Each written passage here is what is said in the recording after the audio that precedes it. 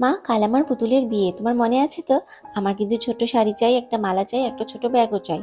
আর তুমি আমার পুতুলের বিয়েতে ছোট ছোট লুচি ভেজে দেবে তো মা? ও মা! পুতুলের বকবক শুনতে শুনতে কখন যে চোখটা লেগে গিয়েছিল মাধবী। তারপরেই মেয়ের কথা শুনে চোখটা খোলে। সব হবে মা, তুই বলেছিস, যা যা জোগাড় করবো বলেছি তো। এখন তুই ঘুমো দেখি, আমাকে আবার সকালে উঠে রাজ্যের কাজ করতে হবে।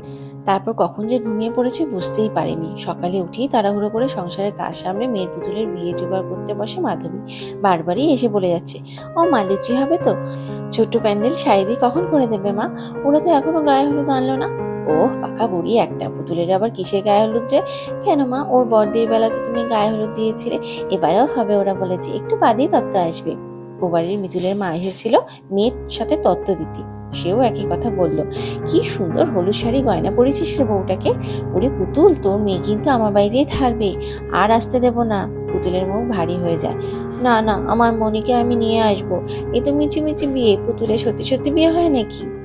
এদিকে মাধবী বলে, নে নে, এবার মনিকে এদিকে আনতো একটু, হলুদ দিয়ে স্নান করে কত বেলা হলো, এরপর যে সাজতে দেরি হয়ে যাবে। ছোটবেলায় পুতুল খেলতে খেলতে নিজেদের জীবনেও একদিন সত্যি বিয়ের দিনটা আসে। আজ লাবণ্যর বিয়ে, তাই সাজতে বসেছে কনের সাজে।